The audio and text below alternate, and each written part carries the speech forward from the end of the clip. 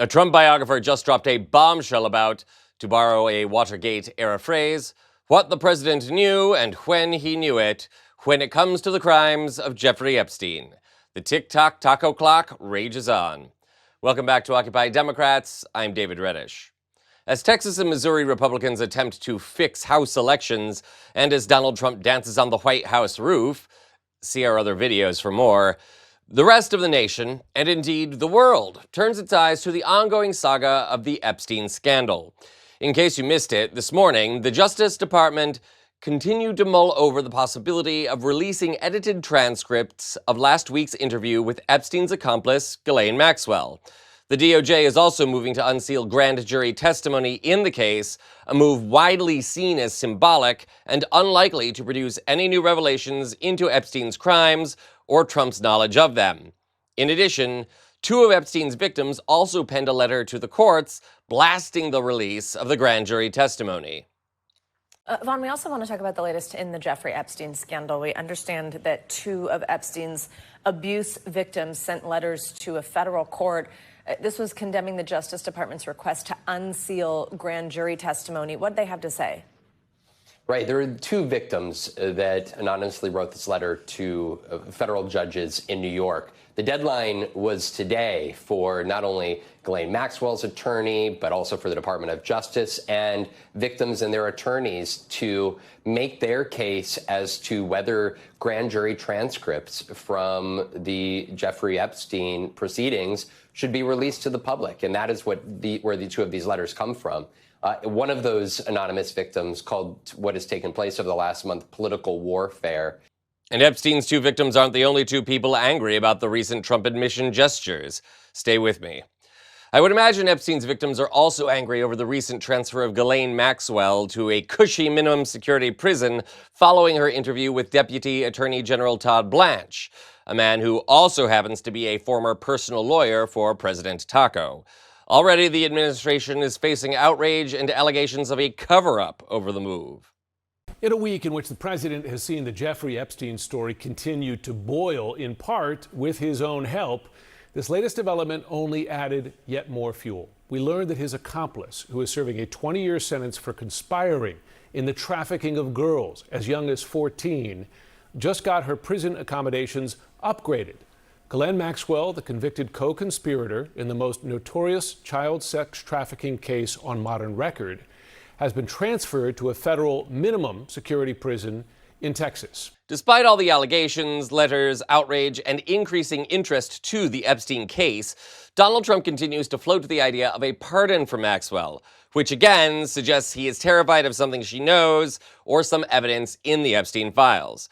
We already know Trump appears in the files, which is not proof of any wrongdoing. On the other hand, the FBI also spent hundreds of hours and millions in taxpayer dollars flagging and redacting his name in the files. What is he trying to hide? As it turns out, we may now have an idea. Speaking this morning on CNN, former National Enquirer reporter Barry Lavine, author of The Spider, Inside the Criminal Web of Jeffrey Epstein and Ghislaine Maxwell, revealed that Donald Trump was warned about Epstein's behavior with young women as far back as 1992, a revelation that majorly discredits Trump's timeline of his friendship with Epstein and when he knew of Epstein's crimes. Yes, and Barry, you have noted that when we talk about Ghislaine Maxwell, she actually knew Trump before she knew Jeffrey Epstein, and that she also knows a great deal about how close Trump and Epstein were, of course, over many years. And there was a friendship, Barry, that included a party years ago that still stands out to you. Yeah, as we revisit this, looking back on the, intensity of that relationship that took place, there was a 1992 party in which Donald Trump and had 28 young women at a party at Mar-a-Lago. His only guest at that particular party was a man named Jeffrey Epstein. And what's most interesting to me as I revisit the reporting that I did on this story is that the Florida businessman who put this party together at the time for the Calendar Girls competition that took place at Trump casinos, specifically told Donald Trump, this is in 1992, Jeffrey Epstein had only been in Palm Beach for 2 years. He got his mansion there in 1990. This man told Donald Trump, I'm going to ban Jeffrey Epstein from events like this. I don't like him going after younger girls. And he was very concerned about the party on this particular night. And Donald Trump's response, and this is it's been reiterated in an interview to the New York Times. The man said that Trump told him, don't worry, my name is on this, and it's not going to lead to any scandal. So you have to wonder here. Donald Trump knew about Jeffrey Epstein's behavior with younger girls all the way back to 1992. That is astonishing. Incriminating, isn't it? And this comes amid new allegations of sexual misconduct by Epstein victims against Donald Trump himself. See our other reports here on the channel for more on that. But the important element here is the mounting evidence that Trump knew about Epstein's crimes and was complicit in them, or that he participated himself. Again, see our other videos for more. This evidence by Lavine also undermines Trump's timeline of when and why he cut off contact with Epstein, and that says nothing of all the times Trump's story has changed in just the past few weeks. So, what did the president know, and when did he know it?